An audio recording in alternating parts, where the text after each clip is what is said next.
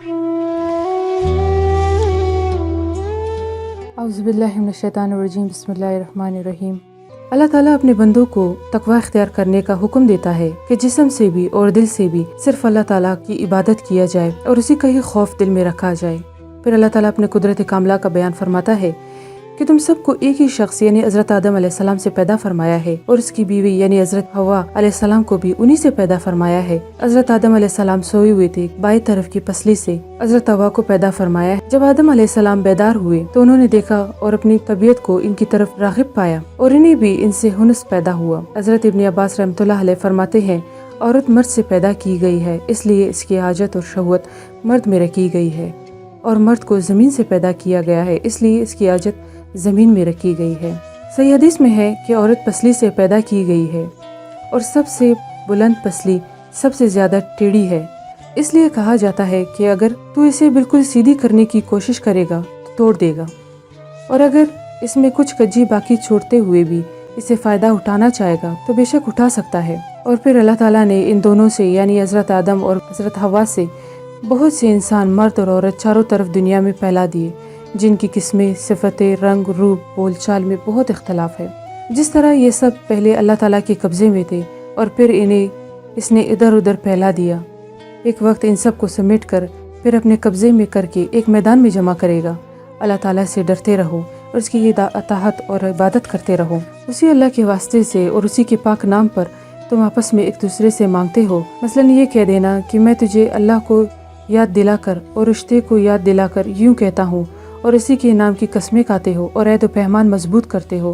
اللہ جل شانہ سے ڈر کر رشتوں ناتوں کی حفاظت کیا کرو، انہیں نہ توڑو بلکہ جوڑو، اور صلح رحمی اور نیکی اور آپس میں نیک سلوک رکھا کرو۔ یعنی اللہ تعالیٰ کے نام پر اور رشتے کے واسطے سے اللہ تعالیٰ پر تمام احوال اور اعمال سے واقف ہے، خوب دیکھ بھال رہا ہے۔ قرآن میں آتا ہے، واللہ علی کل شیء شہید، اللہ ہر چیز پر گواہ اور حاضر ہے۔ صحیح مسلم کی حدیث ہے کہ ایسی عبادت کر کہ گویا تو اسے دیکھ رہا ہے، اگر تو اسے نہیں دیکھ رہا تو وہ تجھے دیکھ رہا ہے۔ مطلب یہ ہے کہ اس کا لحاظ رکھو جو تمہارے ہر اٹھنے بیٹھنے چلنے پھرنے پر نگران ہے۔ اللہ تعالیٰ فرماتا ہے کہ لوگو، تم سب ایک ہی ماں باپ کی اولاد ہو، ایک دوسرے پر شفقت کیا کرو، کمزور اور ناتواں کا ساتھ دو اور ان کے ساتھ اچھا سلوک رکھو۔ مسلم شریف کی حدیث میں ہے کہ جب قبیلہ مزر کے چند لوگ رسول اللہ صلی اللہ علیہ وسلم کے پاس چادر لپیٹے ہوئے آئے، کیونکہ ان کے جسم پر کپڑا نہ تھا، تو حضور اکرم صلی اللہ علیہ وسلم نے کھڑے ہو کر نماز ظہر کے بعد واعظ میں بیان فرمایا، جس میں آپ صلی اللہ علیہ وسلم نے اس آیت کی تلاوت فرمائی، یا ایھا الذین آمنوا اتقوا اللہ ولتنظر، پھر لوگوں کو خیرات کرنے کی ترغیب دی، لہٰذا جس سے جو ہو سکا ان لوگوں نے دیا، اور درم اور دینار اور کھجورے اور گیہوں بھی بہت سارے۔ اسی طرح سے سورہ نساء کی آیت نمبر 2 میں اللہ تعالیٰ یتیموں کے ولیوں کو حکم دیتا ہے کہ جب یتیم بلوغت اور سمجھداری کو پہنچ جائے تو ان کے جو مال تمہارے پاس ہو انہیں سونپ دو، اور پورے بغیر کمی اور خیانت کے ان کے حوالے کر دو۔ اپنے مالوں کے ساتھ ملا کر کھانے کی نیت نہ رکھو، حلال رزق جب اللہ تعالیٰ تمہیں دے رہا ہے پھر حرام کی طرف کیوں منہ اٹھاؤ؟ تقدیر کی روزی مل کر ہی رہے گی۔ اپنے حلال چھوڑ کر لوگوں کے مالوں کو جو تم پر حرام ہے نہ لو۔ اسی طرح سے پتلا دبلا جانور دے کر موٹا تازہ جانور لینے کی توقعات نہ رکھو، اور ردی دے کر ہچے کی اور کوٹھا دے کر کرے کی نیت نہ رکھو۔ پہلے لوگ ایسا کر لیا کرتے تھے، یتیموں کی بکریوں کے ریوڑ میں سے عمدہ بکری لے کر اور اپنی دبلی پتلی دے کر گنتی پوری کر دیتے تھے، کوٹھا درہم اس کے مال میں ڈال کر کھرا نکال لیا کرتے تھے، اور پھر سمجھ لیا کہ ہم نے تو بکری کے بدلے بکری اور درہم کے بدلے درہم لیا ہے، ان کے مالوں میں اپنا مال خلط ملط کر کے ان کے مال تلف نہ کیا کرو، یہ بہت بڑا گناہ ہے۔ حضرت ابو ایوب رضی اللہ تعالیٰ عنہ نے جب اپنی بیوی صاحبہ کو طلاق دینے کا ارادہ کیا تھا تو رسول اللہ صلی اللہ علیہ وسلم نے انہیں فرمایا کہ اس طلاق میں گناہ ہے، چنانچہ وہ اس ارادے سے باز رہے۔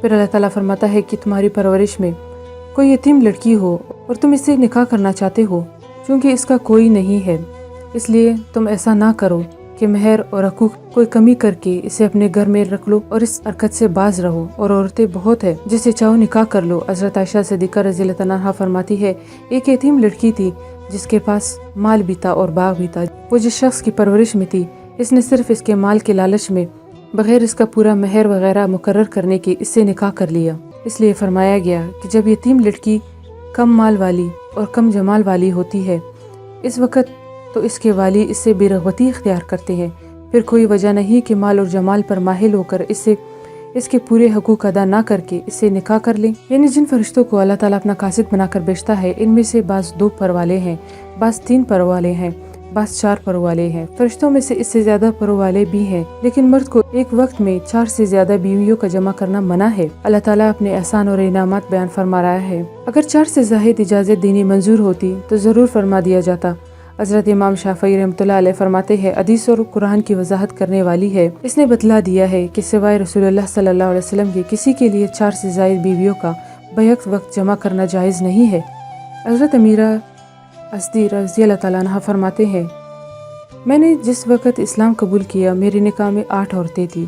میں نے رسول اکرم صلی اللہ علیہ وسلم سے ذکر کیا تو آپ صلی اللہ علیہ وسلم نے فرمایا، ان میں سے جن 4 کو چاہو رکھ لو۔ حضرت نوفل بن معاویہ رضی اللہ تعالیٰ عنہ فرماتے ہیں کہ میں نے جب اسلام قبول کیا اس وقت میری 5 بیویاں تھیں۔ مجھ سے حضور اکرم صلی اللہ علیہ وسلم نے فرمایا، ان میں سے پسند کر کے 4 کو رکھ لو اور 1 کو الگ کر دو۔ سو لہٰذا انہوں نے سب سے زیادہ عمر والی بڑھیا اور بے اولاد بیوی 60 سال کی تھی، انہیں طلاق دے دی۔ اللہ تعالیٰ حکم فرماتا ہے کہ اگر 1 سے زیادہ بیویوں میں عدل و انصاف نہ ہو سکنے کا خوف ہو تو صرف 1 ہی پر اکتفا کرو۔ گو کہ تم چاہو بھی لیکن تم سے یہ نہ ہو سکے گا کہ عورتوں کے درمیان پوری طرح سے عدل و انصاف کو قائم کر سکو، بالکل ایک ہی کی طرف جھک کر دوسرے کو مصیبت میں نہ ڈالو۔ اللہ تعالیٰ فرماتا ہے کہ اپنی بیویوں کو ان کے مہر خوش دلی سے ادا کر دیا کرو جو بھی مقرر ہوئے ہو اور جن کو تم منظور کر لیا ہو۔ ہاں، اگر عورت خود اپنا سارا یا تھوڑا سا مہر اپنی خوشی سے خود معاف کر دے تو اسے اختیار ہے، اور اس صورت میں بے شک مرد اس مال کو اپنے ضرورت میں لا سکتا ہے۔ نبی کریم صلی اللہ علیہ وسلم کے بعد کسی کو جائز نہیں کہ بغیر مہر واجب کے نکاح کرے، نہ یہ کہ جھوٹ موٹ مہر کا نام ہی نام ہو اور ادائیگی نہ کر سکے۔ ابن ابی حاتم میں ہے کہ حضرت علی رضی اللہ تعالیٰ عنہ کا قول ہے کہ تم اسے جب کوئی بیمار پڑے تو اسے چاہیے کہ اپنی بیوی سے اس کے مال کے 3 درہم یا کم و بیش لے، اس کا شہد خرید لے اور بارش کا پانی اس میں ملا لے تو 3 بلائیاں مل جائیں گی، یعنی کہ مال عورت سے لیا اور شفا شہد سے ہوا اور مبارک پانی اس میں ملایا گیا۔ حضرت ابو صالح رحمۃ اللہ علیہ فرماتے ہیں کہ لوگ اپنی بیٹیوں کا مہر خود ہی لیتے تھے اور خود ہی اپنی استعمال میں لایا کرتے تھے۔ پھر جب سورہ نساء آیت نمبر 2 سے لے کر آیت نمبر 4 تک نازل ہوئی، اس حکم کو سن کر لوگوں نے سرور مقبول صلی اللہ علیہ وسلم سے پوچھا کہ ان کا مہر کیا ہونا چاہیے۔ آپ صلی اللہ علیہ وسلم نے فرمایا، جس چیز پر بھی اس کے ولی رضامند ہو جائیں۔ حضور اکرم صلی اللہ علیہ وسلم نے اپنے خطبے میں 3 مرتبہ فرمایا کہ بیوہ عورتوں کا نکاح کر دیا کرو۔ ایک شخص نے کھڑے ہو کر پوچھا، یا رسول اللہ، ایسی صورت میں ان کا مہر کیا ہوگا؟ آپ صلی اللہ علیہ وسلم نے فرمایا، جس پر ان کے گھر والے راضی ہو جائے۔